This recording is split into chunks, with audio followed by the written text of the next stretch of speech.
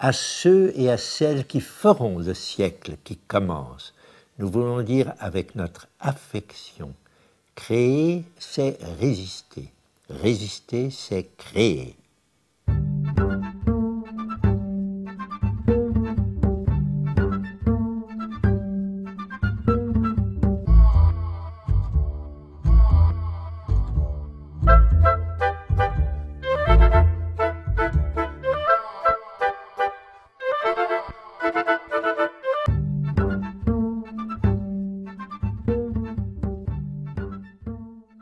Au moment où nous voyons remis en cause le socle des conquêtes sociales de la libération, nous, vétérans des mouvements de résistance et des forces combattantes de la France libre, appelons les jeunes générations à faire vivre et retransmettre l'héritage de la résistance et ses idéaux toujours actuels de démocratie économique, sociale et culturelle.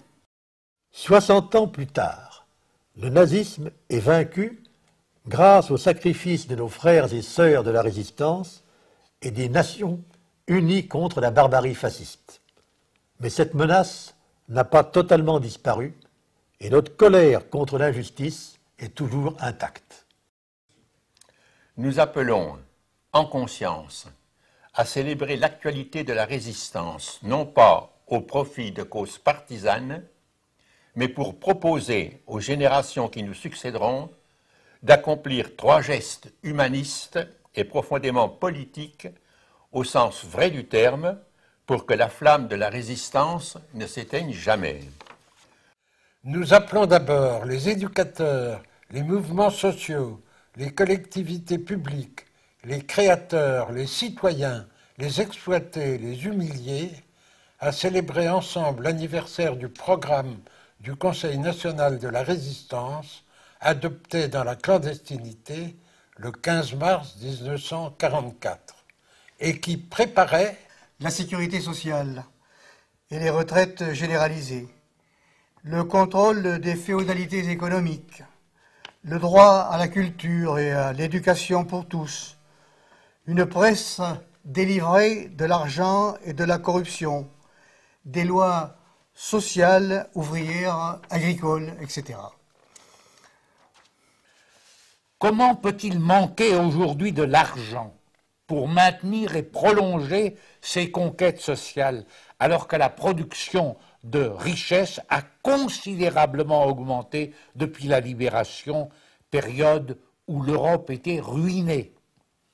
Les responsables politiques, économiques, intellectuels et l'ensemble de la société ne doivent pas démissionner, ni se laisser impressionner par l'actuelle dictature internationale des marchés financiers qui menace la paix et la démocratie.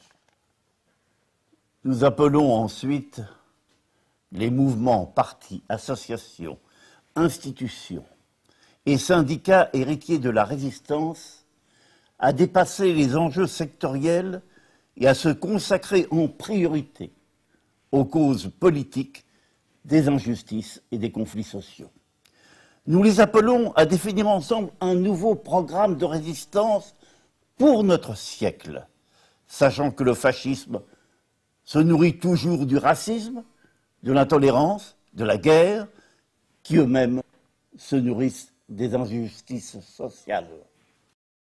Nous appelons enfin les enfants, les jeunes, les parents, les anciens, les grands-parents, les éducateurs, les autorités publiques à une véritable insurrection pacifique contre les moyens de communication de masse. Ils ne proposent comme horizon pour notre jeunesse que la consommation marchande, le mépris des plus faibles et de la culture, l'amnésie généralisée et la compétition à outrance de tous contre tous. Nous n'acceptons pas que les principaux médias soient désormais contrôlés par des intérêts privés, contrairement au programme du Conseil national de la résistance et aux ordonnances sur la presse de 1944. Plus que jamais, à ceux et à celles qui feront le siècle qui commence, nous voulons dire avec notre affection, résister c'est créer, créer c'est résister.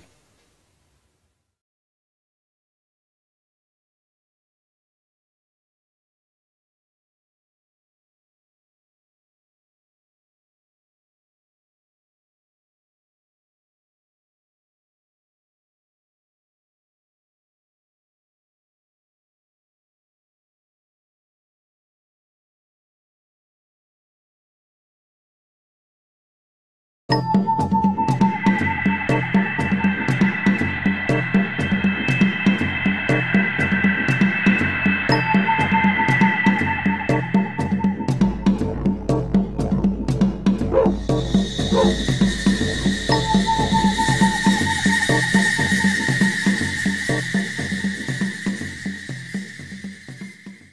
ne fait pas n'importe quoi avec l'homme qui n'est pas une marchandise comme les autres.